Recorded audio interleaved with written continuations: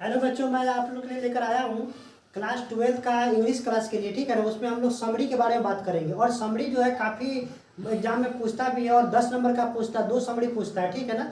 उस समरी में हम लोग ना कुछ क्वेश्चन को देखेंगे जो समरी में पूछता है और बार बार पूछता है एग्जाम में। ठीक है ना। तो उसको हम लोग कैसे लिखेंगे और उस लिखावट में क्या क्या आपको मतलब परीक्षा हॉल में कैसे लिखिएगा उसके बारे में बताना चाहता हूँ। ठीक है ना। तो हम लोग देखेंगे क्या चीज़। समरी में एक चैप्टर है स्नेक है। ठीक है ना। मतलब मैं 5-7 चैप्टर का आपको बता दूंगा उसका समरी लिखने का, जिसमें पहला हो गया क्या चीज़ आपका स्नेक हो गया। ठीक है ना। स्नेक के बारे में हम लोग को पढ़ना है, जिसके लेखक का नाम है D.H. लॉरेंस। ठीक है ना। और इसको कैसे लिखेंगे शॉर्ट भाषा में और कैसे लिखने के दौरान उसके क्वेश्चन देखिए। इससे अगर समरी लिखना सीख गए तो आपको 3 टाइप का क्वेश्चन सॉल्व हो जाएगा। एक पहला क्वेश्चन क्या होगा कि सब्जेक्टिव का हो जाएगा, ऑब्जेक्टिव का हो जाएगा, फिर समरी हो जाएगा और समरी 2 को पूछता है। ठीक है ना। तो मैं 5 समरी आपको बताऊंगा। ठीक है ना। जिससे पहला समरी आपका हो जाएगा स्नेक का। देखिए स्नेक में क्या है, कहानी थोड़ा सा जान लीजिए कि एक लेखक है जिनका नाम है D.H. लॉरेंस। ठीक है ना। और D.H. लॉरेंस जो है ना, एक दिन मतलब गर्मी के दिन रहता है, उस समय क्या करते हैं वो जाते हैं पानी पीने के लिए, तो उनको अचानक एक सांप दिखाई देता है जिससे ब्लैक कोबरा यानी कि नाग होता है। ठीक है ना। तो इस लैंग्वेज में कैसे लिखिएगा उसके बारे में देख लीजिए। देखिए पहला यहाँ पे बता रहा है, ध्यान दीजिएगा। समरी लिखना है आपको, क्या लिखना है समरी। और स्नेक किसके बारे में लिखना है, स्नेक के बारे में लिखना है। देखिए अब एग्जाम का टाइम भी नहीं है आपका, इसी से देख लीजिएगा। कह रहा है क्या जी यहाँ पे the poem snake has been written by D.H. Lawrence. देखिए यहाँ पे एक चीज याद रखिएगा, लेखक का नाम आप याद रखिएगा। लेखक का नाम भी परीक्षा में पूछता है, तो लेखक का नाम पूछेगा। अगर लिख दिया आपको कि स्नेक का लेखक कौन हो गए तो D.H. लॉरेंस हो गए। और ये लगभग सब में लिखिएगा। मान के लिए यहाँ पे कोई दूसरा हो गया, तो अगर आर्टिस्ट हो गया तो artist has been written by क्या होगा, सिंगर है, तो आपको ये चीज याद रखना पड़ेगा। तो यहाँ पे लिखा है the poem has been written by D.H. Lawrence. मतलब कि आपको इसका हिंदी मीनिंग समझिए कि सांप के यानी कि स्नेक को चैप्टर जो है किसने लिखा था, D.H. लॉरेंस ने लिखा। अब उसके बाद में आपको बता रहा है आगे में इन दिस पोएम, मतलब कि इस कहानी कविता में आपको क्या बताया गया है। He tells about a black cobra snake. ही मतलब यहाँ पे देखिए इस कविता में आपको ही टेल्स अबाउट मतलब बताया गया किसके बारे में, ये ब्लैक कोबरा स्नेक यानी कि सांप के बारे में बताया। कैसा था, काला नाग। अब हम लोग आगे बात करेंगे। He says that one day when he felt thirsty he came out to drink water. अब लेखक आपको बता रहे हैं कि एक दिन उन्हें काफी प्यास लगा हुआ था। उस प्यासा के समय क्या किए, पानी पीने के लिए जाते हैं। कहाँ जाते हैं, पानी पीने के लिए जाते हैं।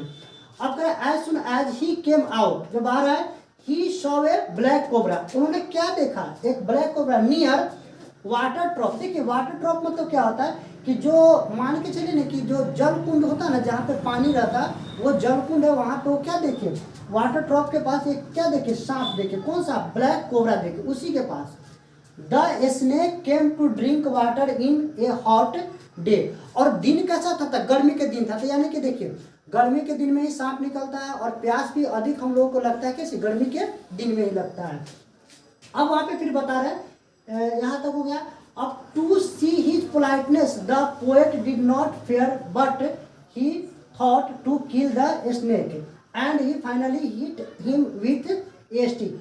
अब देखिए यहाँ पे मतलब क्या आ रहा है, टू सी हिज पोलाइटनेस मतलब कि सांप को देखे लेकर तो काफी एकदम नम्रतापूर्ण देखे और काफी साइलेंट भी था वो सांप और काफी शांत। और वहाँ पे उन्होंने देखने के बाद में आपके मन में आप डर भी जाते हैं सांप देखने के बाद, और आपके मन में आता है कि ये पॉइजनस होता है, काफी जहरीला होता है, इसको क्या करें, मार दे।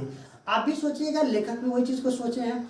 उसका जो करा he finally hit him with a stick, और क्या चीज से प्रहार करते हैं उसके ऊपर, एक छड़ी से, एक स्टिक से।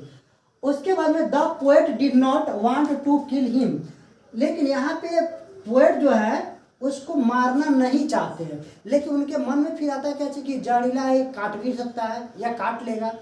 उसका करा him but he did not kill the then the snake would have killed him so the poet took a right step at last the poet repents. अब देखिए वहाँ उन्होंने प्रहार भी किया, सो इसलिए the poet took a right मतलब कि उसको बोल सकते हैं कि सही डिसीजन लेना है ना।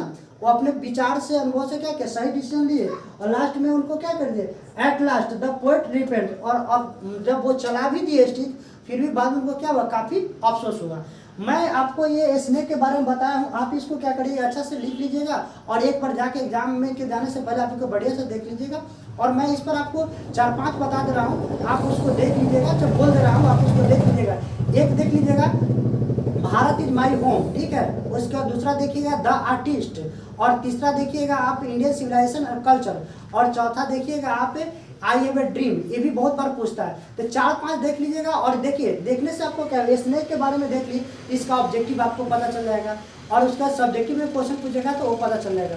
और फिर मैं कोशिश करता हूँ, मैं जान रहा हूँ आप लोग का एग्जाम 1 फरवरी से है, ठीक है ना, इसलिए बार बार उस क्वेश्चन को क्या करिए, जितना क्वेश्चन पढ़े उसको रिविजन करिए, और ज़्यादा उसको फ्रस्ट्रेट नहीं हो, एकदम शांत मन करके अच्छा से पढ़े, उसको रिविजन करके और तब एग्जाम में जाइए, और अच्छा से क्या करिए, आप अच्छा से पेपर दीजिए अपना, ठीक है। मैं आशा करता हूँ कि आपका एग्जाम अच्छा जाए, ठीक है ना। आप उसके लिए क्या करिए, अच्छा से प्रिपेयर किए हैं और उसको बार बार रिविजन करिए, ठीक है। वीडियो देखने के लिए थैंक यू।